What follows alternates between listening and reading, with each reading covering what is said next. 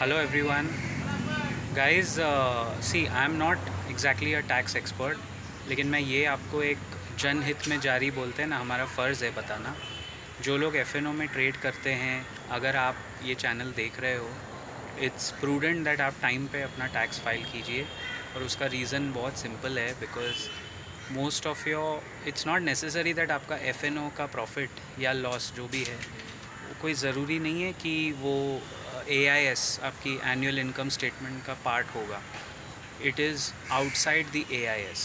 तो please consult some professional या chartered accountant, अपने रिटर्न्स टाइम पे भरिए। बिकॉज़ अगर आप एफ में ट्रेडिंग कर रहे हो तो बेसिक प्रीटेक्स्ट उसका ये है that the tax authorities will treat F as a business income.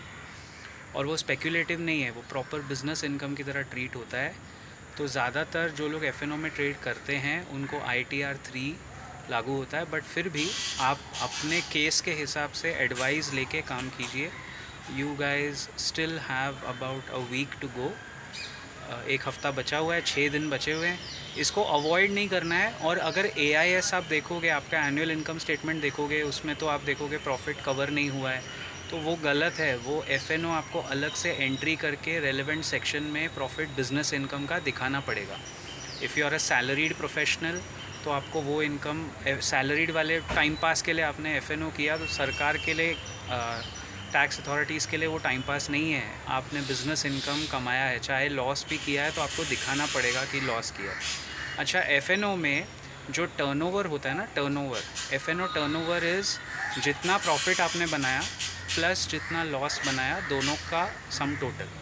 मान लो आपने FNO में ट्रेडिंग की है लास्ट ईयर और आपका टोटल प्रॉफिट है 50,000 और टोटल उसमें से लॉस है 25,000। तो 50,000 प्लस 25,000, 75,000 आपका टर्नओवर माना जाएगा, total profit plus total loss. ये भी एक चीज़ है। और एक बहुत, जितना मैं पढ़ता हूँ, मुझे लगता है आपको अपना पूरा इनकम टैक्स का जो रूल है ना, वो पढ़ना चाहिए हर एजुकेटेड सिटीज़न को। क्योंकि अगर आपको एक एग्जांपल दे रहा हूँ, if you have been gifted shares by your uncle, अगर अंकल ने आपको कोई शेयर गिफ्ट किया है तो अंकल ने नेफ्यू को गिफ्ट किया, उसमें नेफ्यू को कोई टैक्स नहीं देना है, वो गिफ्ट है। लेकिन अगर नेफ्यू ने अंकल को कुछ शेयर्स गिफ्ट किए तो वो उनके नाम पे टैक्सेबल हो जाएगा, क्योंकि वो थर्ड पार्टी माना जाता है।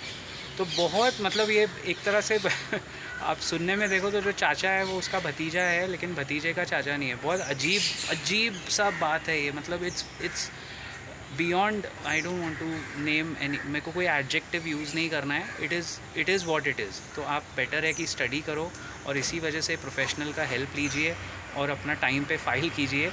अगर शेयर्स गिफ्ट में मिले हैं तो पता करो किसने दिया है, हस्बैंड वाइफ के बीच में है, फादर सन के बीच में है।